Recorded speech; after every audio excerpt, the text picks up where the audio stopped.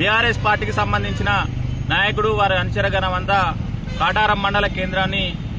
ఒక స్థానిక ఎలక్షన్స్ వస్తున్నాయని ఒక డ్రామా ప్లే చేయడానికి కాటారం మండల కేంద్రంలో ఒక డ్రామా క్రియేట్ చేయడం జరిగింది. మొన్నటికి మొన్న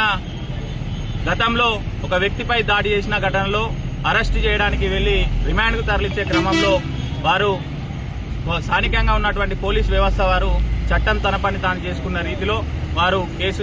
అయిన సందర్భాన్ని గుర్తు చేసుకుంటే వారిని రిమాండ్ పంపించాలని అరెస్ట్ చేసిన సందర్భాన్ని వాళ్ళు రానున్న రోజుల్లో స్థానిక ఎలక్షన్స్ అవుతున్నాయి, ప్రజల్లో మా ఉనికి కోల్పోయినాం, స్థానిక ఎలక్షన్లో మాకు డిపాజిట్లు కూడా రావు అన్న ఒక అక్కసుతో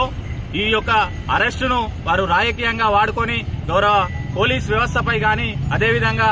గౌరవనీయులు రాష్ట్ర ఐటీ శాఖ మంత్రివర్యులు గౌరవ దుద్దిల్ల శ్రీధర్ బాబు సీన్ బాబు గారి మీద అవాక్కులు చెవాక్కులు పేలుస్తూ వారు నిర్వహించిన ప్రెస్ మీట్ ను కాంగ్రెస్ పార్టీ పరంగా ఖండిస్తున్నాం. వారు పోలీస్ వ్యవస్థ గురించి మాట్లాడుతుంటే దొంగదే అన్నట్టుగా ఉన్నది. గతంలో గత 10 సంవత్సరాల కాల హయాంలో బీఆర్ఎస్ ప్రభుత్వ హయాంలో ఈ మంత్రిని నియోజకవర్గంలో పోలీస్ వ్యవస్థను అడ్డుపెట్టుకుని ఈ యొక్క ప్రాంతంలో చేసినటువంటి అరాచకాలు అన్యాయాలు అంతా ఈ మంత్రి నియోజకవర్గ ప్రజలందరికీ తెలుసు. బహుశా ప్రజలు మర్చిపోయారనుకుని మీరు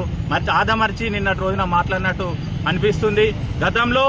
మహాముత్తారంలో జాడి కవిరాజ్ అనే అతను ఆత్మహత్య చేసుకోవడానికి ఎవరు కారకులు, దాని ఆత్మహత్యకు పోలీస్ స్టేషన్లో అతన్ని ఎన్ని రకాలుగా ఇబ్బందులు పెరిగెత్తే పోలీస్ శాఖను ఉపయోగించుకొని ఎన్ని ఇబ్బందులు గురి చేస్తే అతను చనిపోయాడో ఈ మంత్రి నియోజకవర్గ ప్రజలకు తెలుసు. మరీ ముఖ్యంగా మంత్రినిలో పోలీస్ స్టేషన్లో అనేక చిత్రహింసలు గురి చేసినటువంటి శీలం రంగయ్య గారు పోలీస్ వ్యవస్థ పెట్టినటువంటి అరాచకాలకు లోనై వారు లాకప్ డెత్ కావడం గురి చేసుకుని చనిపోయిన సందర్భంగా గుర్తు చేస్తున్నాం. నడి రోడ్డు మీద పట్టపగలు పోలీస్ శాఖ అక్కడికి రామగిరికి సంబంధించినటువంటి ఎస్ఐ గారు బందోబస్తు ఇస్తే అక్కడ నడి రోడ్డు మీద గట్టు వామన్ రావు దంపతులను హత్య చేసిన మీ చరిత్ర మంత్రి నియోజకవర్గ ప్రజలకు తెలియదని మర్చిపోయి మాట్లాడుతున్నారు. మరీ ముఖ్యంగా మాదేపూర్ మండలానికి సంబంధించి అప్పుడు ప్రతిపక్షంలో యువజన కాంగ్రెస్ మంత్రి నియోజకవర్గ అధ్యక్షుడిగా ఉన్నటువంటి మా అన్న విలాసరావు గారిని అర్ధరాత్రి స్థానిక ఎస్ఐ కృష్ణారెడ్డి గారు అక్కడ ఉన్నటువంటి సిఐ గారు అర్ధరాత్రి 2 గంటలకు వారి ఇంటికి వెళ్లి వారి తలుపులు పలగొట్టి పెద్దంపేట లెంకలగడ్డ వాగు మధ్యలో వాక్కు తీసుకెళ్లి నక్సల్స్ డ్రెస్ వేసి పార్టీ మారకపోతే చంపుతామని బెదిరించిన వాస్తవాన్ని అది ఘటన వాస్తవా కాదా? ఇలా చెప్పుకుంటూ పోతే మంత్రి నియోజకవర్గంలో పోలీస్ శాఖను అడ్డు పెట్టుకుని అనేక అక్రమాలు అఘాయిత్యాలు చేసినటువంటి మీరు ఈరోజు గౌరవ తెలంగాణ రాష్ట్రంలో ప్రజాపాలన ప్రభుత్వం ఏర్పడిన తర్వాత గౌరవ శ్రీధర్ బాబు గారు కానీ రాష్ట్రంలో ఉన్నటువంటి పోలీసు యంత్రాంగం గౌరవ రేవంత్ రెడ్డి గారి ఆధ్వర్యంలో చట్టానికి లోబడి కార్యక్రమాలు చేస్తున్న తరుణంలో మీ యొక్క ఉనికిని కాపాడుకొని స్థానికంగా ఎలక్షన్లో మీ యొక్క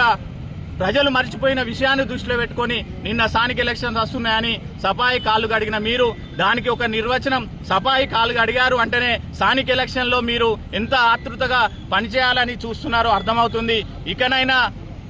తెల్లారు లేస్తే గౌరవ శ్రీధర్ బాబు సీన్ బాబు గారి మీద అదేవిధంగా కాంగ్రెస్ నాయకుల మీద విమర్శలు చేసుకుంటూ పబ్బం గడుపుతున్న మీకు రానున్న సార్వత్రిక ఎన్నికల్లో మీరు ఎన్ని డ్రామాలు ఆడినా ఎంతమంది కాళ్ళు కడిగినప్పటికీ కూడా మీరు చేసిన అన్యాయాలు అక్రమాలను ప్రజలు గుర్తుపెట్టుకునే ఉంటారు. మీరు చేసినటువంటి అఘాయిత్యాలు ప్రజలు మర్చిపోయే స్థితిలో లేరు. రానున్న సార్వత్రిక ఎన్నికల్లో గౌరవ శ్రీధర్ బాబు సీన్ బాబు గారి నాయకత్వంలో మా యొక్క మంత్రిని నియోజకవర్గం అడ్డా గౌరవ శ్రీధర్ బాబు గారి అడ్డా అన్న విషయాన్ని గుర్తు చేసే దిశగా మా యొక్క కార్యాచరణ ఉంటది. మీ యొక్క డ్రామాలను ఇకనైనా బంద్ చేసి ప్రజాక్షేత్రంలో ప్రజా అవసరాలను గురించి మాట్లాడాలని సందర్భంగా గుర్తు చేస్తూ నాకు ఈ అవకాశం